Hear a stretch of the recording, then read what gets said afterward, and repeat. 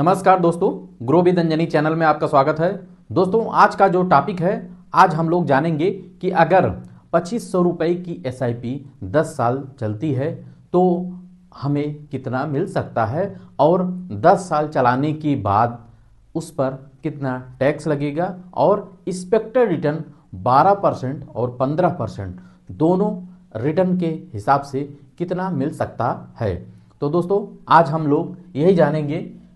हमारे कई व्यूअर का कमेंट था कि सर हमारी SIP 2500 रुपये की चल रही है। तो दोस्तों, आप लोग कमेंट करके बताइएगा कि आप लोगों की SIP कितने की चल रही है। तो दोस्तों, आइए हम चलते हैं।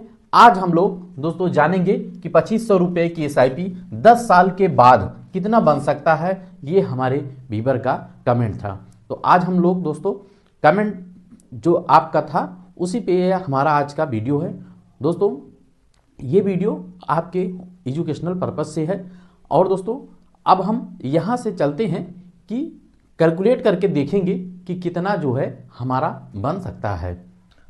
अब यहाँ दोस्तों हम देखेंगे कि एक्सपेक्टेड रिटर्न 12% के हिसाब से अगर हम 12% अगर एक्सपेक्ट करते हैं जिस फंड में हमारा SIP चल रहा है तो हमें कितना मिल सकता है 12% के हिसाब से। और दोस्तों, ये जो एक्सपेक्टेड रिटर्न 12% है ये म्यूचुअल फंड का एवरेजिंग रिटर्न है। अगर इस फंड का परफॉर्मेंस इससे ज़्यादा आएगा तो ज़्यादा मिल सकता है और कम आएगा तो कम भी मिल सकता है।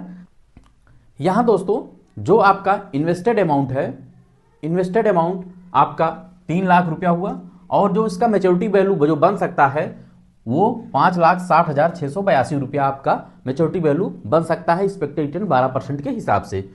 अब यहाँ देखें, जो आपका रिटर्न एक्रूड हुआ वो 2,60,682 रुपया आपका लाभ अर्जित हुआ।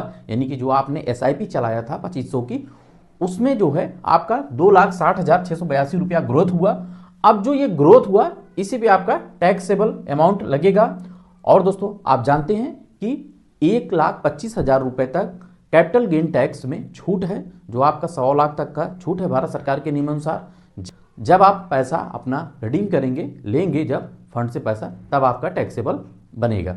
अब दोस्तों यहाँ जो टैक्स एप्लीकेबल होगा वो 32,740 रुपया होगा और इसमें आपका short term capital gain tax 330 और long term capital gain tax 32,410 रुपया आपका यहाँ बन सकता है। तो इस तरीके से दोस्तों ये जो कैलकुलेशन है ये एक्सपेक्टेड रिटर्न 12% के हिसाब से है। अब हम एक्सपेक्टेड रिटर्न 15% पे भी देखेंगे कि कितना हमारा मैच्योरिटी वैल्यू, करंट वैल्यू बन सकता है। आपका जो एक्सपेक्टेड रिटर्न है वो 15% है और 15% के हिसाब से आपका जो इन्वेस्टेड अमाउंट होगा वो 3 लाख रुपया हुआ और जो मैच्योरिटी वैल्यू जो बन सकता है वो 6,58,602 रुपया। और यहाँ पे जो रिटर्न एक्रूड हुआ यानी कि जो आपको लाभ अर्जित हुआ तो इसमें से 3 लाख रुपया घटा देंगे तो ये आपका हो जाएगा 3,58,602 रुपया। अब ये जो आपको रिटर्न ग्रोथ हुआ है, जो आपको रिटर्न मिला है, तो यहाँ पे आपका जो टैक्सेबल अमाउंट बनेगा वो 45,036 रुपया आपका बनेगा, जिसमें आपका 2 प्रकार का टैक्स लगता है, short term capital gain tax, long term capital gain tax. Short term आपका 412 और लॉन्ग टर्म आपका 44,623 रुपया आपका बन सकता है। इस पे आपके कैपिटल गेन टैक्स में 1,25,000 रुपये तक की छूट है भारत सरकार के नियमानुसार। इससे ऊपर जो भी आपका गेन होगा उस पे आपका टैक्स लगेगा। ये यहाँ पे सिर्फ कैलकुलेशन किया गया है।